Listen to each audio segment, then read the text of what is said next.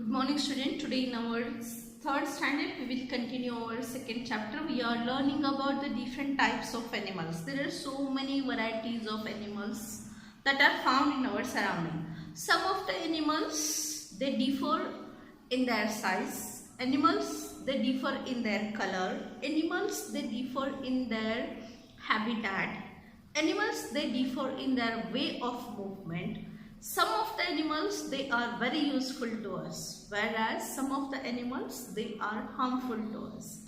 So we discussed that some animals they are colorful animals. Some of the animals they have only one type of color on their body. Some can fly in the sky, some can swim in the water, some can walk and run only on the land. So let's see according to the usefulness of the animals.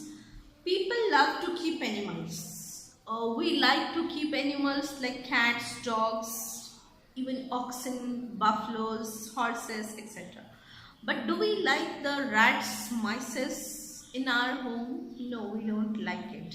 Why we don't like it? Because they are not useful to us. On the contrary, they are harmful to us. They can create a nuisance in our home. That is why we do not like these animals in our home. And in this way, we see that according to the usefulness also, there are different types of animals. Some animals they are useful, whereas some animals they are harmful. People love to keep animals. The dog guards our house. Why we keep the dog? Because it guards our house. People like to keep cats too. Why we keep the cats? Because cats eat mice and keep our house free from mice. Cows, buffaloes and goats give us milk. We get some useful product from some of the animals. Some people keep hens. We get meat, milk and eggs from the animals. Which are the different animals that give us meat? Like goat is there, sheep is there, hen is there. Hen gives both meat as well as eggs also. And some of the animals like cows, buffaloes, they give us milk. So in this way we keep animals and they help us. They give us the different products like meat, milk and eggs. Bullocks help with farm work. The young one of a cow, a male young one of a cow is called a bullock or an ox. So an ox or a bullock, it helps to carry our load. It helps to carry out the farm work. That is why it is useful to us. Hitched to cart, they can draw heavy burdens. If we attach, if we let the, or if the carriage it is hitched by the animals, or if we hitch the animals to the cart, hitched मतलब उनको जोड़ना. जैसे animal cart जो होते हैं, जैसे horse cart है या फिर कैमल कार्ट है, ऑक्स कार्ट है, जिसको हम बुलक कार्ट्स भी कहते हैं. तो बुलक कार्ट, छोटे गांव में बुलक कार्ट बहुत यूज़ किया जाता था. अभी कुछ दिनों से बुलक कार्ट का यूज़ भी थोड़ा सपोज कम हो गया है. But in olden times to carry the goods from the farm to the market, farm to the house, even people they used to travel in the bullock carts. लोग भी bullock cart में ही घूमते थे क्योंकि उस टाइम इंजन का invention ही नहीं हुआ था. तो लोगों के पास से कोई मोटर बाइक वगैरह नहीं होती थी कि बैठे और चल दिए गाँव को. तो लोगों को अगर ट्रैवलिंग करना होता था, एक तो अगर सिंगल पर्सन कोई जा रहा, स्पेशली अगर मेन जा रहे तो वो लोग ऑक्स पर या हॉर्स पर बैठ कर जाते थे या चलते जाते थे. लेकिन अगर फैमिली है, विमेन है, बच्चे हैं, छोटे बच्चे हैं, तो हॉर्स कार्ट कैरी किया अरेंज की जाती थी.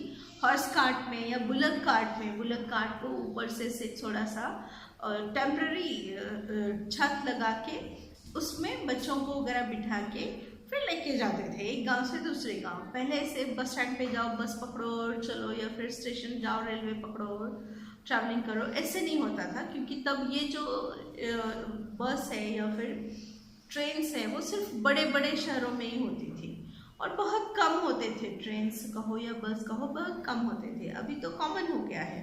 अभी हम कहाँ भी जाना चाहते हैं तो बस, ट्रेन या फिर हमारे खुद के पास भी बहुत सारे लोगों के पास कार होती है, जीप होती है, ऑटो रिक्शास होते हैं या फिर बाइक होती है, तो हम उस पर बैठकर चले जाते हैं या फिर मोस्टली हम पब्लिक ट्रांसपोर्ट से ट्रैवल भी कर सकते हैं। लेकिन पहले ज़माने में लोगों के पास कोई ऐसी फैसिलिटी नहीं थी। तब ये जो एनिमल्स है वो एनिमल्स हेल्प करते थे। किस लिए हेल्प करते थे?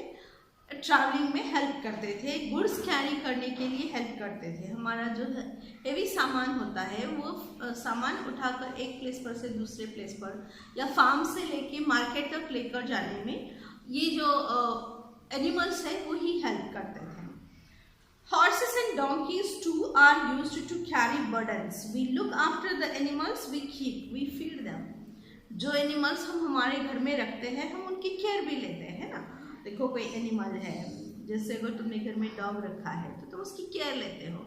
उसको अगर फीवर है या फिर मोस्टली फीवर वगैरह एनिमल्स में तो इतना नहीं होता, लेकिन होता है, वो भी एनिमल्स भी बीमार होते हैं तो उनको उनके जो वेटरनेरियन डॉक्टर होते हैं उनके पास लेकर जाना होता है। उसको टाइम टू टाइम इंजेक्शन देना पड़ता है, क्योंकि अगर वो पेट डॉग अगर तुम्हें काट लेता है तो उससे तुम्हें रेबीज़ वगैरह हो सकता है, इसीलिए उसको टाइम टू टाइम इंजेक्शंस देने पड़ते हैं। तो ये सारी केयर हमें करनी पड़ती है। काउज एंड बफलोज अगर हमने रखा तो काउज एंड बफलोज को भी क्या करना होता है, टाइम टू टाइम उसको खाना देना होता है, उसके लिए शेड बनाना होता है, मतलब उसके लिए रहने के लिए प्लेस बनाया जाता है। In this way we see that we take care of the animals we keep with us. We take care of them when they are ill. The animals we keep become very dear to us. जो animals हम हमारे साथ रखते हैं वो हमें बहुत प्यारे लगते हैं, है ना। देखो किसी के घर में ऑक्स है, काऊ है, बफलो है, तो वो एनिमल्स भी जो जैसे तुम उनकी केयर करते हो तो वो भी तुम्हारे लिए बहुत, उनके दिल में भी बहुत अफेक्शन होता है। जो पेट एनिमल्स होते हैं तो बाहर से घर जाते हो तो पेट एनिमल्स क्या करते हैं, भागते भागते तुम लोगों के पास आते हैं। तो इसका मतलब जैसे तुम उनको प्यार करते हो वो पेट एनिमल्स भी तुम लोगों से प्यार करते हैं। They to have affection for us. Then we the gate crashers. और कुछ एनिमल्स ऐसे होते हैं जो गेट क्रैशर्स होते हैं। गेट क्रैशर मतलब क्या कि हमारा जो एंट्री पाथ होता है उसको ब्रेक करके वो हमारे घर में मतलब ज़बरदस्ती से घुसने वाले भी कुछ एनिमल्स होते हैं। जैसे अभी हाउस फ्लाइज है, देखो हाउस फ्लाइज क्या करती है, हाउस फ्लाइज जो होते हैं वो कहीं भी गंदगी पर बैठती है, गंदे पानी में बैठती है, कहीं पर डिकम्पोजिंग मैटर है उस पर, उसके ऊपर जाकर बैठती है, सड़ी गली चीज़ें जो उस पर बैठती है, फिर आकर हमारे घर में हमारे फूड पर भी बैठ जाती है, फ्रूट्स पर बैठती है। तो ये क्या है, दे आर द गेट क्रैशर्स। हमें पसंद नहीं है कॉकरोचेस, हमें पसंद नहीं है हाउस फ्लाइज, पसंद नहीं है हमें, मस्कीटोस पसंद नहीं होते, माइसेस पसंद नहीं होते, gnats पसंद नहीं होते, और भी रोडेंट्स हैं वो हमें अच्छे नहीं लगते हैं, because they create nuisance in our home but still they enter our house and we try to shoo them away. That is why they are called as the gate crashers. Let's see about them. Some animals enter our houses even though we don't want them. Mice and rats destroy stored grain. माइस और rat जो होते हैं वो क्या करते हैं, हमने घर में अनाज अगर स्टोर करके रखा है तो पहले ज़माने में ऐसे बॉक्सेस नहीं होते थे अनाज स्टोर करने के लिए। लोग क्या करते थे, ये जो बम्बू से बने हुए बड़े बड़े बास्केट्स होते थे, बहुत बड़े बड़े बास्केट्स, जैसे आजकल वाटर टैंक होते हैं ना वैसे बड़े बड़े बास्केट्स होते थे। तो उस बास्केट को उसको अच्छे से पैक करते थे और उसमें स्टोर करके रखते थे। लेकिन ये जो रोडेंट होते हैं वो क्या करते थे, उस बास्केट को काट लेते थे और फिर उसमें से पूरा ग्रेन जो है वो निकालते थे, उसको खराब करते थे। ऐसे ही वेयर हाउस है, स्टोर हाउस है, तो वहाँ पर भी बड़े बड़े सैक्स भर के अनाज रखा जाता है, फूड ग्रेन रखा जाता है। तो ये रोडेंट्स क्या करते हैं, उसको भी काटते हैं और उसको खराब कर देते हैं। In this way mice and rats destroy stored grain besides naming other things in the house. सिर्फ अनाज ही खराब नहीं करते। देखो शायद 4th स्टैंडर्ड में या 3rd स्टैंडर्ड में एक हिंदी में पोएम है कि कैसे चूहे ने उधम मचाया था, उसने सब कुछ काट लिया। बुक काट दी, पापा के पैसे काट दिए, मम्मी का कुछ और काट दिया, किसी बच्चे की ड्रेस काट दी, इंक को गिरा दिया। मतलब बहुत भाग दौड़ करते हैं। जो रैट्स एंड माइसेस होते हैं वो बहुत भागते हैं, कभी कभी वो बहुत हेवी भी हो जाते हैं, बड़े भी हो जाते हैं, तो फिर उसकी वजह से फिर फूड ग्रेन खराब हो जाता है, चीज़ों को काट काट कर उसको कुतर देते हैं। तो इस तरह से ये बहुत लॉस क्रिएट करते हैं। Sometimes we find bed bugs in our house, they suck our blood. Bed bugs, अभी आजकल इतने बेड बग पाए नहीं जाते, जब हम छोटे थे तो बेड बग्स हर घर में, ऑलमोस्ट सभी घरों में बेड बग होते थे। और स्टेशन पर वगैरह भी जो वुडन फर्नीचर होता था उसमें भी बेड बग होते थे।